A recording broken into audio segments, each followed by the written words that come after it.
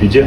Parce que même si on va dire qu'ils sont dans un même registre que moi, on peut pas être parfait, donc à nous d'utiliser leur faiblesse pour essayer de créer des espaces et de faire en sorte de créer des occasions tout simplement. Donc on va utiliser tout ça, on va l'analyser et puis on va faire en sorte de faire un bon match demain.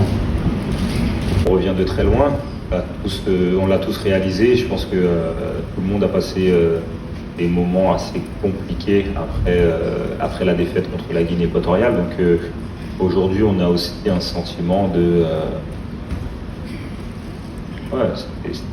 on revient de très loin. Donc pour nous, on n'a pas grand-chose à perdre, si ce n'est juste donner le maximum.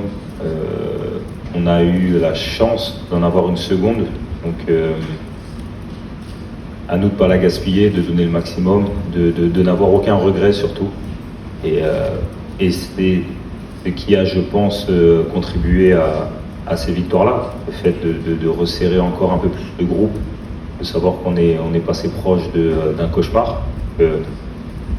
Forcément, ça aide à créer des performances comme celles qu'on a pu avoir. Et on était une équipe qui ne donnait pas l'impression d'être soudés, d'être ensemble sur le terrain. C'était important pour nous, staff, de recréer cette solidité défensive avant de penser à la solidité offensive. Après, par rapport à la question sur si on s'imaginait arriver en finale, je ne vais pas dire qu'on s'imaginait arriver en finale.